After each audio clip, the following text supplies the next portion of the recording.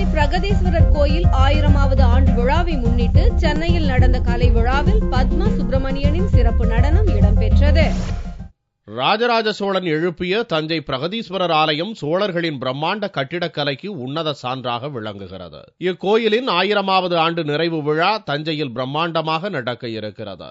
அதையொட்டி CP Ramasamy Iyer foundation சார்பில் சென்னையில் கலை மற்றும் சொற்பொழிவு நிகழ்ச்சி நடைபெற்றது. இந்நிகழ்ச்சியில் பிரபல நடனக் கலைஞர் டாக்டர் பத்மா சுப்பிரமணியம் தஞ்சை பிரகதீஸ்வரர் கோயில் நிலையின் 108 சிற்பங்களின் நாட்டிய கலையை அவருடைய நடனத்தோடு ஒப்பிட்டு விளக்கினார்.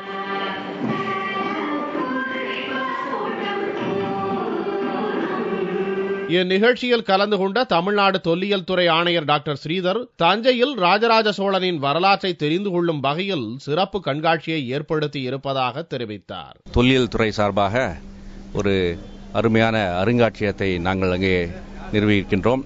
இதன் வாயிலாக தமிழ்நாட்டில் சோழ சாம்ராஜ்யம் எவ்வளவு சிறப்பாக அந்த காலம் இருந்தது, அதை எப்படி நாம் பேணி பாதுகாக்க வேண்டும், அதை பற்றி சிறுவர்கள் மாணவர்கள் சிறப்பாக தெரிந்து கொள்ள வேண்டும் என்பதற்காக இந்த சிறந்த ஏற்பாட்டினை செய்திருக்கின்றோம்.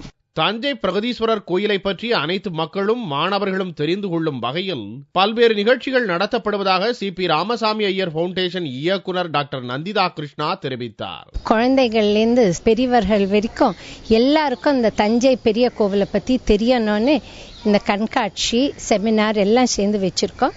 இதனால பல பேருக்கு தஞ்சை பெரிய கோவிலை பற்றி தெரிய வரணும்.